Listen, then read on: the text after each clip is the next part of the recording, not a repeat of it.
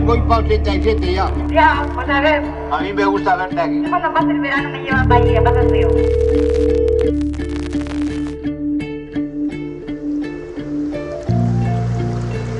Ametsa dituk espetxean, ordu asko, norbea bere buruarekin, isolamendutan, egoera gogorretan, iesilekin fizik. Inork ikusi aurretik, barrura begiratzeko leihoak filma kriminalizatu nahi dute. Presoei ahotsa ematea argudio. Edozein emakumerentzat bularreko minbizi baten tratamendua oso kontu bortitza baldin bada, bare gehiago arazoa ja ez denean tratamendua bera, baizik eta tratamendurako bidean gertatu alzaizkizun mila abenturak, ez? Proiektuari diru laguntza emateagatik Donostiako udala salatu eta Bildu legez kanpo utzi nahi izan du Espainiako Barne Ministerioak. Azken adibidea baino ez da hau. Euskal gatazkarekin zuzenean edo zeharka zerikusia duten pelikulek polemika eta iritzi kontrajarriak piztea zilegi da, baina ez da bidezkoa boikot, zentsura eta eraso politiko arrazoi gabea sustatzea, interes alderdikoiekin. Kriminalizatu nahi izan zen ideia bat, eta batzuk sartu ziren, beste batzuk ez, loteria... Historiak erakutsi digu, Espainiako eskuina dela jazarpen eta kanpaina bortitzak bideratu ohi dituena. Eraiki beharreko errelatoa hainbogan dagoen garaiotan, badirudi alde bakarreko kontakizuna baino ez dutela onartzen batzuek. Hona hainbat adibide.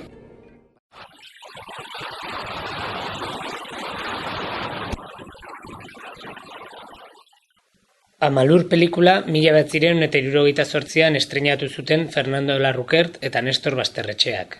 Diktadura betean, oztopoak izan zituzten errodatu bitartean, eta zentsurak jan zituen, esaterako, Gernikako arbola elurtua edota Picassoren Gernika kuadroa.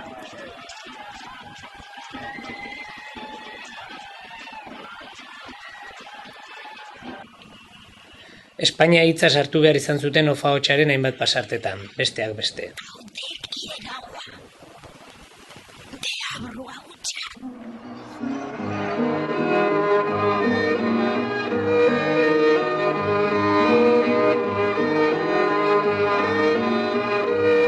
Imanol Uribek behin baino gehiagotan jorratu du Euskal Gatazka pantaila handian.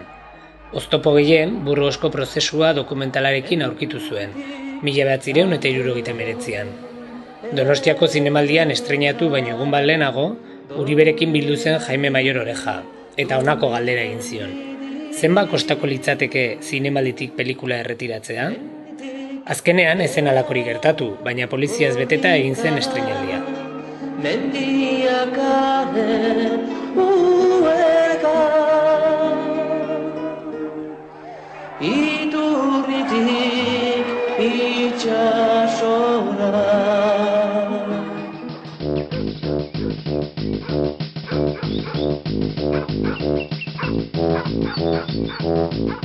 Marrazki bizidunak ere izan daitezke polemika iturri.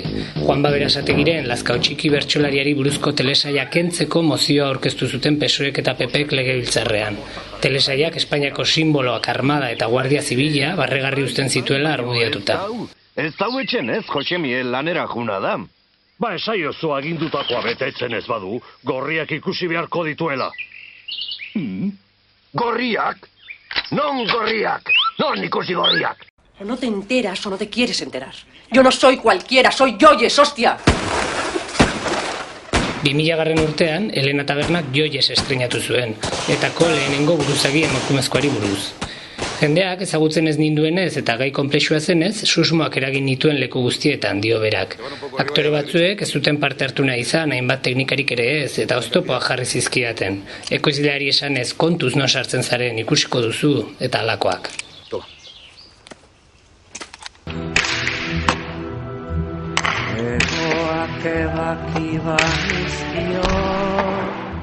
Handik 3 urtera, sonatuak izan ziren Julio Medemen Euskal Pilota Larrua Harriaren kontra dokumentalak arrotutako hautsak.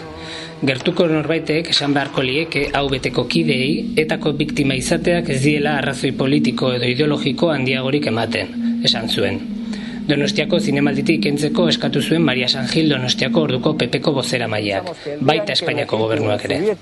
Se coma en hamburgueserías y se oiga música rock americana y todo el mundo vista ropa americana y deje de... Gaia jorratzeko moduak eraginda, kritika gogorrak eta ez alde bakarrekoak sufritu dituzten pelikulak gehiago dira noski. Tartean, Uribe beraren Segoviako iesa, Hola, Mikel. Edo Mikelen eriotza, Koldo Izagirren ofeko maitasuna, Ana Diezen Ander eta Jul, Jaime Rosalesen tiro bat buruan, baina azkenean denek lortu dute politikeriari gain hartzea eta euren balio zinematografikoa erakustea.